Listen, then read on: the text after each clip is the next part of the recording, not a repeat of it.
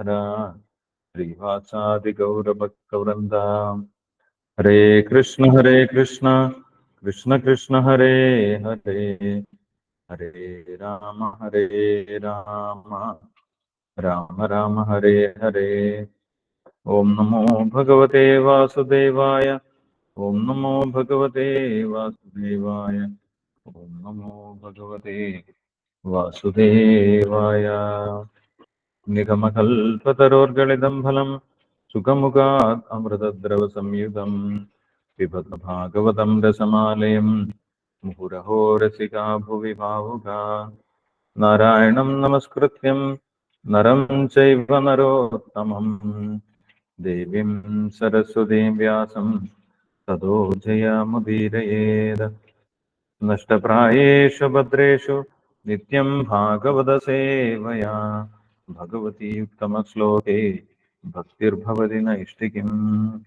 കൃഷ്ണായ വാസുദേവായ ദേവകീനന്ദനായ ച നന്ദഗോപകുമാരായ ഗോവിന്ദായ നമോ നമഃ. ഹരേ കൃഷ്ണ. എല്ലാവർക്കും ഒരിക്കൽ കൂടി സ്വാഗതം. ശ്രീമദ് ഭാഗവതം 3-ാം സ്കന്ധം അധ്യായം 31. ജീവസത്തുക്കളുടെ ചലനങ്ങളെ പറ്റി ഭഗവാൻ കപിലന്റെ നിർദ്ദേശങ്ങൾ. ശ്ലോകം 44 മുതൽ 48 വരെ വായിക്കാം. ജീവോ ഹ്യസ്യാനുഗോ ദേഹോ ഭൂതേന്ദ്രിയാ മനോമയഃ തന്നിരോധസ്യ മരണം ആവിർഭാവസ്തു സംഭവഃ.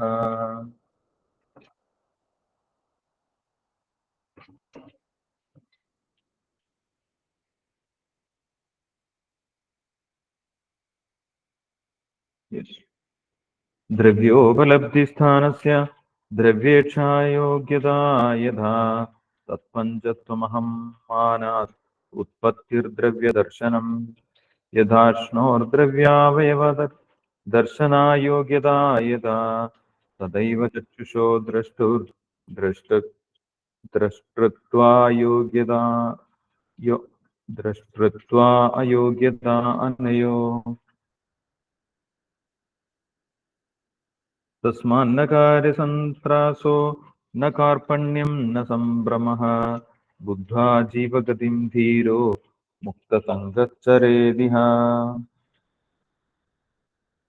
സമ്യക് ദർശനയാ ബുദ്ധ്യാ യോഗവൈരാഗ്യയുക്തയാ മായാവിരചിതേ ലോകേ ചരൈന്യസ്യാ കളേവരം. വിവർത്തനം വായിച്ചോളൂ. ഹരേ കൃഷ്ണ പ്രഭുജി. ബേബി മാതാജി വായിച്ചോളൂ. ഹരേ കൃഷ്ണ. ഓം അജ്ഞാനതിമിരാന്തസ്യ ജ്ഞാനാഞ്ജനശലാകയാ ചക്ഷുരം നിലിതം യേന തസ്മൈ ശ്രീ ഗുരുവേ നമഃ. നമഃ. ഓം വിഷ്ണുപാദായ കൃഷ്ണപ്രേഷ്ഠായ ഭൂതലേ ശ്രീമതേ ഭക്തിവേദാന്ത സ്വാമിൻ ഇതി നാമിനേ. നമസ്തേ സാരസ്വതേ ദേവേ ഗൗരവാണി പ്രചാരിണേ നിർവിശേഷ ശൂന്യവാദി പാശ്ചാത്യദേശതാരിണേ. ജയ ശ്രീകൃഷ്ണ ചൈതന്യ പ്രഭു നിത്യാനന്ദ ശ്രീ അദ്വൈത ഗദാധര ശ്രീവാസാദി ഗൗരഭക്തവൃന്ദ. ഹരേ കൃഷ്ണ കൃഷ്ണ കൃഷ്ണ ഹരേ ഹരേ, ഹരേ രാമ രാമ രാമ ഹരേ ഹരേ. ഓം നമോ ഭഗവതേ വാസുദേവായ. ഓം നമോ ഭഗവതേ വാസുദേവായ. ഓം നമോ ഭഗവതേ വാസുദേവായ. നിഗമകൽപതരോർഗളിതം ഫലം സുഖമുഖാതമൃതദ്രവ സംയുതം പിബത ഭാഗവതം രസമാലയം മുഹുരഹോ രസികാ ഭുവി ഭാവുകാഃ. നാരായണം നമസ്കൃത്യം നരം ചൈവ നരോത്തമം ദേവീം സരസ്വതീം വ്യാസം തതോ ജയമുദീരയേത്. നഷ്ടപ്രായേഷു ഭദ്രേഷു നിത്യം ഭാഗവത സേവയാ ഭഗവതി ഉത്തമ ശ്ലോകേ ഭക്തിർഭവതി നൈഷ്ഠകീ. കൃഷ്ണായ വാസുദേവായ ദേവകീ നന്ദനായ ച നന്ദഗോപകുമാരായ ഗോവിന്ദായ നമോ നമഃ. ഹരേ കൃഷ്ണ. ശ്രീമദ് ഭാഗവതം സ്കന്ധം 3-2 അധ്യായം 31. ജീവസത്തകളുടെ ചലനങ്ങളെ പറ്റി ഭഗവാൻ കപിലന്റെ നിർദ്ദേശങ്ങൾ. ശ്ലോകം 44. ജീവോ ഹ്യസ്യാനുഗോ ദേഹോ ഭൂതേന്ദ്രിയ മനോമയ തത് നിരോധസ്യ മരണം ആവിർഭാവസ്തു സംഭവഃ. വിവർത്തനം: ഈ വിധത്തിൽ ജീവസത്തയ്ക്ക് അവന്റെ ഫലേച്ഛാ കർമ്മങ്ങൾക്കനുസൃതമായ ഒരു യോജ്യ ശരീരം ലഭിക്കുന്നു. അവന്റെ പ്രത്യേക രീതിയിലുള്ള പ്രവർത്തനങ്ങളുടെ പ്രതിപ്രവർത്തനങ്ങൾക്ക് അന്ത്യമുണ്ടാകുമ്പോൾ അതിനെ മരണമെന്ന് വിളിക്കുന്നു. പ്രത്യേക രീതിയിലുള്ള പ്രവർത്തനങ്ങളുടെ പ്രതിപ്രവർത്തനങ്ങൾ ആരംഭിക്കുമ്പോൾ അതിനെ ജനനമെന്നും. ഹരേ കൃഷ്ണ. ശ്ലോകം 45, 46. ദ്രവ്യ ഉപലബ്ധി സ്ഥാനസ്യ ദ്രവ്യോക്ഷായോഗ്യതാ യഥാ തത് പഞ്ചത്വം അഹം മാനാത് ഉൽപത്തിർദ്രവ്യ ദർശനം യഥാ ക്ഷണോ ദ്രവ്യാവയവ ദർശനായോഗ്യതാ യഥാ തദൈവ ചക്ഷുഷോ ദ്രഷ്ടൃത്വ അയോഗ്യതാനയോ. വിവർത്തനം: നേത്രഗ്രന്ഥിക്ക് രോഗം ബാധിച്ച് കണ്ണുകൾക്ക് നിറവും രൂപവും കാണാനുള്ള ശക്തി ഇല്ലാതാകുമ്പോൾ ദർശനേന്ദ്രിയം മൃതമാകുന്നു. അതോടെ കണ്ണുകളുടെയും കാഴ്ചയുടെയും ദൃഷ്ടാവായ ജീവാത്മാവിന് അതിന്റെ ദർശന ശക്തി നഷ്ടപ്പെടുന്നു. അതേപോലെ വസ്തുക്കളെ കുറിച്ചുള്ള സംവേദനം സാധ്യമാക്കുന്ന ഭൗതിക ശരീരത്തിന് അതിനുള്ള കഴിവില്ലാതാകുമ്പോൾ അത് മരണമെന്ന് അറിയപ്പെടുന്നു. ഒരുവൻ തന്റെ ഭൗതിക ശരീരത്തെ ആത്മാവായി ദർശിക്കാൻ ആരംഭിക്കുമ്പോൾ അത് ജനനമെന്ന് വിളിക്കപ്പെടുന്നു. ഹരേ കൃഷ്ണ. ശ്ലോകം 47. തസ്മാന കാര്യ സന്ത്രാസോ ന കാർപ്പണ്യം ന സംഭ്രമഃ ബുദ്ധ്വാ ജീവഗതിം ധീരോ മുക്തസംഗ ചരേതിഹ. വിവർത്തനം: അതിനാൽ ഒരുവൻ മരണത്തെ ഭയത്തോടെ കാണുകയോ ശരീരത്തെ ആത്മാവായി നിർവചിക്കുന്നതിലേക്ക് തിരിച്ചു പോവുകയോ ശാരീരിക ആസ്വാദനങ്ങൾക്കുള്ള മാർഗങ്ങൾ പെരുപ്പിക്കാൻ വഴിയൊരുക്കുകയോ ചെയ്യരുത്. ജീവാത്മാവിന്റെ യഥാർത്ഥ സ്വഭാവം ബോധ്യമാക്കി അവൻ മമതകളിൽ നിന്ന് വിടുതൽ നേടി ലക്ഷ്യത്തിലേക്കുള്ള ദൃഢനിശ്ചയത്തോടെ ഈ ലോകത്തിൽ ചരിക്കണം. ശ്ലോകം 48. സമ്യക് ദർശനയാ ബുദ്ധ്യാ യോഗ വൈരാഗ്യയുക്തയാ മായാ വിരചിതേ ലോകേ ചരേന്യസ്യ കളേവരം. വിവർത്തനം: ശരിയായ ദർശനം നേടിയും ഭക്തിയുത സേവനത്താൽ ശക്തിയാർജിച്ചും ഭൗതിക വ്യക്തിത്വത്തോട് അശുഭാപ്തി വിശ്വാസം പുലർത്തിയും ഒരുവൻ തന്റേതായ കാരണങ്ങളാൽ തന്നെ ഈ മായാലോകത്തിലേക്ക് സ്വന്തം ശരീരത്തെ തരം താഴ്ത്തണം. അപ്രകാരം അവന് ഈ ഭൗതിക ലോകത്തിലെ കാര്യങ്ങളിൽ ഉത്കണ്ഠകളില്ലാതെ കഴിയാൻ സാധിക്കും. ശ്രീമദ് ഭാഗവതം 3-ാം സ്കന്ധം 31-ാം അധ്യായം ജീവസത്തുക്കളുടെ ചലനങ്ങളെ കുറിച്ച് കപിലദേവന്റെ ഉപദേശങ്ങൾ എന്ന ഭക്തിവേദാന്ത വ്യാഖ്യാനം ഇപ്രകാരം സമാപിക്കുന്നു. ഹരേ കൃഷ്ണ കൃഷ്ണ കൃഷ്ണ ഹരേ ഹരേ ഹരേ രാമ രാമ രാമ ഹരേ ഹരേ. ഹരേ കൃഷ്ണ പ്രഭുജി. ഹരേ കൃഷ്ണ.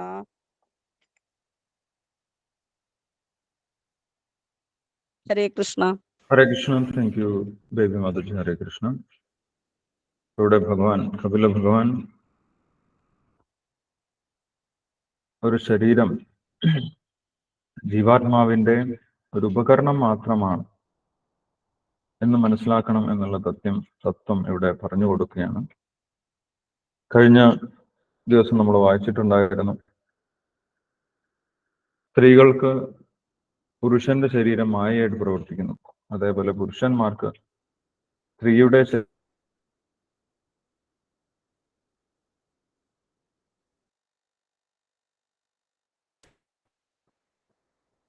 സ്ത്രീയും പുരുഷനും പൂർണ്ണമായിട്ടും ഭഗവാന്റെ പ്രവർത്തനം കൊണ്ട് വീണ്ടും ഒരു ജീവാത്മാവിന് ജനന മരണ ചക്രങ്ങളിലൂടെ കടന്നു പോകേണ്ടി വരും എന്നാണ് പറയുന്നത്. അപ്പോൾ ഈ മായാശക്തിയിൽ നിന്നും പുറത്തു കടക്കാനുള്ള വൈരാഗ്യവിദ്യയാണ് ഭഗവാൻ ഇവിടെ പറഞ്ഞു തരുന്നത്. ഭഗവാനെ ആശ്രയിച്ച് ഭക്തി ചെയ്യുന്നവർക്ക് മാത്രമേ ഈ മായാശക്തിയിൽ നിന്നും പുറത്തു കടക്കാൻ സാധിക്കുകയുള്ളൂ എന്നുള്ള കാര്യം നമ്മൾ നേരത്തെ തന്നെ മനസ്സിലാക്കിയിട്ടുണ്ട്. ഇന്നത്തെ ശ്ലോകത്തിൽ പറയുന്നു, 44-ാമത്തെ ശ്ലോകത്തിൽ പറയുന്നു, ഒരു ജീവാത്മാവിന് ഉപയോഗിക്കാനുള്ള ഉപകരണം മാത്രമാണ് ഈ ഒരു ശരീരം. ആ ഒരു ശരീരം ലഭിക്കുന്നത് അതിന്റെ കർമ്മങ്ങൾക്കനുസരിച്ച് മാത്രമാണ്, യാദൃശ്ചികമായിട്ട് ലഭിക്കുന്നതല്ല. പൂർവ്വജന്മത്തിലെ കർമ്മങ്ങൾക്കനുസരിച്ചിട്ടാണ് ഒരു പുതിയ ശരീരം ആ വ്യക്തിക്ക് ലഭിക്കുന്നത് എന്ന് പറയും. ഈ വിധത്തിൽ ജീവസത്തയ്ക്ക് അവന്റെ ഫലേച്ഛാ കർമ്മങ്ങൾക്ക് അനുസൃതമായ ഒരു അനുയോജ്യ ശരീരം ലഭിക്കുന്നു. അവന്റെ പ്രത്യേക രീതിയിലുള്ള പ്രവർത്തനങ്ങളുടെ പ്രതിപ്രവർത്തനങ്ങൾക്ക് അന്ത്യമുണ്ടാകുമ്പോൾ അതിനെ മരണം എന്ന് വിളിക്കുന്നു. പ്രത്യേക രീതിയിലുള്ള പ്രവർത്തനങ്ങളുടെ പ്രതിപ്രവർത്തനങ്ങൾ ആരംഭിക്കുമ്പോൾ അതിനെ ജനനമെന്നും വിളിക്കുന്നു. ഓരോ ശരീരത്തിലും നമുക്ക് വ്യത്യസ്തമായിട്ടുള്ള പ്രവർത്തനങ്ങളാണ് ചെയ്യാൻ സാധിക്കുന്നത്. ഏതു തരത്തിലുള്ള പ്രവർത്തനമാണോ നമ്മൾ ആഗ്രഹിക്കുന്നത് അതിനനുസരിച്ചിട്ടുള്ള ഒരു ശരീരമാണ് നമുക്ക് ലഭിക്കുന്നത്. അങ്ങനെ വ്യത്യസ്തമായിട്ടുള്ള ശരീരങ്ങളിൽ ഒരു പ്രവർത്തനം ആരംഭിക്കുകയും അത് മരിക്കുന്ന സമയത്ത് ആ പ്രവർത്തനങ്ങൾ ഇല്ലാതാവുകയും ചെയ്യും. അടുത്ത തരത്തിലുള്ള പ്രവർത്തനങ്ങൾ, മറ്റു തരത്തിലുള്ള പ്രവർത്തനങ്ങൾക്ക് വേണ്ടി ആ സമയം കൊണ്ട് നമ്മൾക്ക് മറ്റൊരു ശരീരം ലഭ്യമാണ്. ഇങ്ങനെ വ്യത്യസ്തമായിട്ടുള്ള ശരീരങ്ങളിലൂടെ ഒരു ജീവാത്മാവ് വ്യത്യസ്ത ലോകങ്ങളിലൂടെ സഞ്ചരിച്ചു കൊണ്ടിരിക്കുകയാണ് എന്നാണ് പറയുന്നത്. ഭഗവത്ഗീതയിലും പറയുന്നുണ്ട്, ഭ്രാമയൻ സർവഭൂതാനി യന്ത്രാരൂഢാനി മായയാണ്. ഒരു ജീവന് ഈ ശരീരം എന്ന് പറയുന്നത് യന്ത്രങ്ങൾ പോലെയാണ്, വ്യത്യസ്തമായിട്ടുള്ള മെഷീൻസ് പോലെയാണ് ഈ ശരീരം കിട്ടുന്നത്. ഓരോ ശരീരവും ഒരു നിശ്ചിത കാലത്തേക്ക് നേരത്തെ തന്നെ ഫിക്സ് ചെയ്ത് വെച്ചിരിക്കുകയാണ്. അതിന് ആ ഒരു കർമ്മത്തിനെ നമ്മൾക്ക് മാറ്റാൻ സാധിക്കുകയില്ല. അത്രയും കാലം ആ ശരീരത്തിലിരുന്ന് അടുത്ത ശരീരത്തിലേക്ക് നമ്മൾക്ക് പോകേണ്ടി വരും. ഇങ്ങനെ വ്യത്യസ്തമായിട്ടുള്ള യന്ത്രങ്ങളിൽ നമ്മൾ സഞ്ചരിക്കുന്ന പോലെയാണ് ഒരു ജീവാത്മാവ് വ്യത്യസ്ത ശരീരങ്ങളിലൂടെ സഞ്ചരിക്കുന്നത് എന്നുള്ള കാര്യം ഇവിടെ പറഞ്ഞിരിക്കും. എന്താണ് മരണം, എന്താണ് ജനനം എന്നുള്ളത് അടുത്ത ശ്ലോകത്തിൽ വിശദമാക്കുന്നുണ്ട്. ഒരു ജീവാത്മാവിന് ഒരിക്കലും ഈ ഭൗതിക ലോകത്തെ ഭൗതിക ശരീരത്തിന്റെ സഹായത്തോടെ അല്ലാതെ മനസ്സിലാക്കാൻ സാധിക്കുന്നില്ല എന്നാണ് പറയുന്നത്. അപ്പൊ ഭൗതിക വസ്തുക്കളെ ഗ്രഹിക്കുന്നതിന്, ഭൗതിക വസ്തുക്കളെ അനുഭവിക്കുന്നതിന് ജീവാത്മാവിന് ഒരു ഭൗതിക ശരീരത്തിന്റെ ആവശ്യമുണ്ട്. കാരണം ജീവാത്മാവ് അതിന്റെ സ്വഭാവത്തിൽ ആത്മീയമാണ്. ആത്മീയമായിട്ടുള്ള ജീവാത്മാവിന് ഒരിക്കലും ഈ ഭൗതിക ശരീരത്തിൽ, ഈ ഭൗതിക ലോകത്തിൽ വന്ന് നേരിട്ട് പ്രവർത്തിക്കാൻ സാധിക്കുന്നില്ല. അങ്ങനെ പ്രവർത്തിക്കാനുള്ള ഒരു മാധ്യമമാണ്, ഒരു മീഡിയമാണ് ഈ ശരീരം എന്ന് പറയുന്നത്. അല്ല, ഇതുപോലെ നമ്മൾക്ക് കടലിനടിയിലേക്ക് ഇറങ്ങണമെങ്കിൽ, കടലിനടിയിൽ സഞ്ചരിക്കണമെങ്കിൽ നമ്മൾക്ക് അതിനനുസരിച്ചിട്ടുള്ള ഒരു ഡ്രസ്സ് ആവശ്യമാണ്. വെള്ളത്തിനടിയിൽ സഞ്ചരിക്കാൻ ആവശ്യമായിട്ടുള്ള ഡ്രസ്സുകളുണ്ട്. അങ്ങനെ ആ വസ്ത്രങ്ങളുടെ സഹായത്തോട് കൂടിയിട്ടാണ് നമ്മൾ വെള്ളത്തിനടിയിൽ സഞ്ചരിക്കുന്നത്. അതേപോലെ നമ്മൾക്ക് ശൂന്യാകാശത്ത് സഞ്ചരിക്കണമെങ്കിൽ അതിന് അനുയോജ്യമായിട്ടുള്ള വസ്ത്രങ്ങൾ, വേറെ വസ്ത്രങ്ങളുണ്ട്. ആ വസ്ത്രങ്ങളുടെ സഹായത്തോട് കൂടിയിട്ടാണ് നമ്മളവിടെ സഞ്ചരിക്കുന്നത്. അതേപോലെ ജീവാത്മാവിന്, ആത്മീയമായിട്ടുള്ള സ്വഭാവമുള്ള ജീവാത്മാവിന് ഈ ഭൗതിക ലോകത്തിൽ ആത്മീയ ശരീരം കൊണ്ട് പ്രവർത്തിക്കാൻ സാധിക്കും.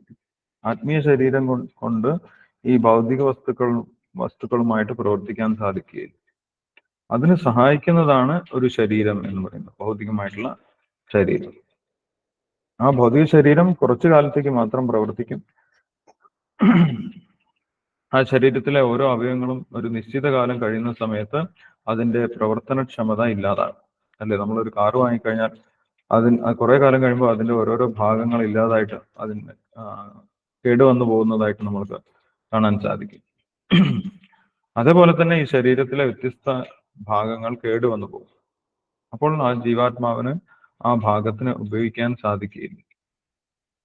അല്ല, ഇപ്പം കാറിന്റെ ഹെഡ്ലൈറ്റ് പോയി, ആ കാറിന്റെ ആ ഭാഗം പ്രവർത്തിക്കാൻ സാധിക്കുന്നില്ല.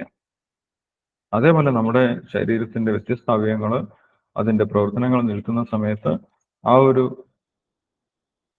വിഷയം നമ്മൾക്ക് മനസ്സിലാക്കാൻ സാധിക്കാതെ വരും. ഇപ്പൊ കണ്ണിന്റെ പ്രവർത്തനം നശിച്ചു കഴിഞ്ഞാൽ പിന്നെ കാഴ്ചയില്ലാതാവും.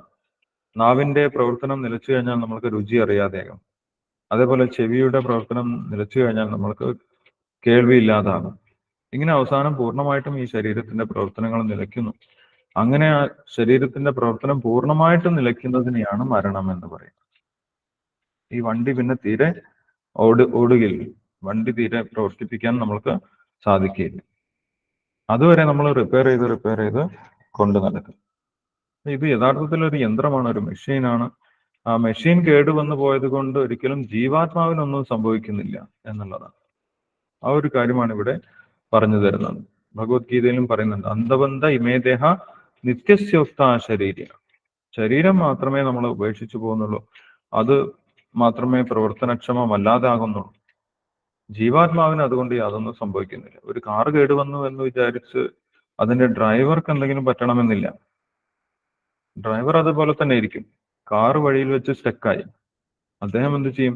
ഒന്നെങ്കിൽ അത് വർക്ക്ഷോപ്പിൽ കൊടുത്ത് നന്നാക്കും, ഇനി നന്നാക്കുന്നില്ലെങ്കിൽ വേറെ ഏതെങ്കിലും വണ്ടി വിളിച്ച് പോകും. ഡ്രൈവർക്ക് ഒന്നും സംഭവിക്കുന്നില്ല. അതേപോലെ തന്നെയാണ് ജീവനും. ഈ ശരീരം മുഴുവൻ കേടുവന്നു പോയി എന്ന് വിചാരിച്ച്, അല്ലെങ്കിൽ ശരീരം മുഴുവനായിട്ടും പ്രവർത്തനം നിലച്ചു എന്ന് വിചാരിച്ച് ജീവന് യാതൊരു മാറ്റവും സംഭവിക്കുന്നില്ല. അങ്ങനെയുള്ള ജീവന്റെ തത്വം നമ്മൾ മനസ്സിലാക്കണം.